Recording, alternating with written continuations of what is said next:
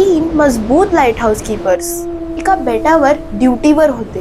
पण जेव्हा तिथे रिप्लेसमेंट टीम पोहोचली, संपूर्ण आयलंड शांत होतं आणि ते तिघं हवेत डिसअपिअर झाले होते.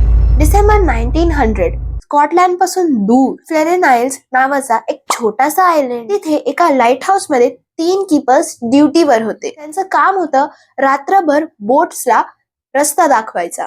15 डिसेंबरला एका जवळून जाणाऱ्या शिपच्या कॅप्टननी एक विचित्र गोष्ट नोटीस केली. लाईट हाऊस बंद होता. हा मोठा डेंजर सिग्नल होता. पण खराब वेदरमुळे कोणीच तिथे लगेच जाऊ शकले नाही. रिप्लेसमेंट कीपर जोसेफ मोर आयलंडवर पोहोचले. त्यांनी डोर नॉक केला पण आन्सर आला नाही. डोर अनलॉक होता. तो आत गेला आणि त्यांनी जे पाहिलं ते लोक विसरू शकत नाही. किचन मधलं जेवण तसंच होतं. टेबलवर प्लेट्स होत्या. क्लॉक बंद पडलेलं होतं. 2 रेनकोट्स मिसिंग होते. पण तिसरा रेनकोट हँगरवरच होता. म्हणजे एक माणूस रेनकोट शिवाय बाहेर कसा गेला? पण खरा शॉक तर पुढे होता.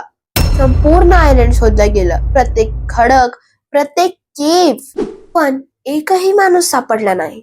ना बॉडी, ना ब्लड, ना फाईटचा एकही पुरावा. लॉग बुक मध्ये काही एंट्रीज होत्या. त्यात लिहिलं होतं, वारा खूप भयंकर आहे. एक कीपर रडतोय, देवा आम्हाला वाचव.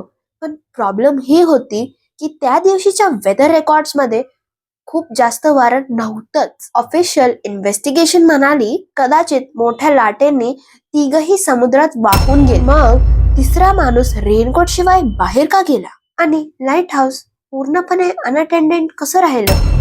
124 वर्ष झाली. पण फ्लेरेन आइल्स मधल्या त्या गायब झालेल्या 3 कीपरचा एकही पुरावा सापडला नाही. काही लोक म्हणतात हे ऍक्सिडेंट होतं, तर काही लोक म्हणतात ह्या आयलंडवर अजून काहीतरी होतं. पण सत्य आजही समुद्रांच्या लाटांमध्ये हरवून गेलं. चला भेटूया नेक्स्ट व्हिडिओ मध्ये. तोपर्यंत take care, stay tuned and bye bye.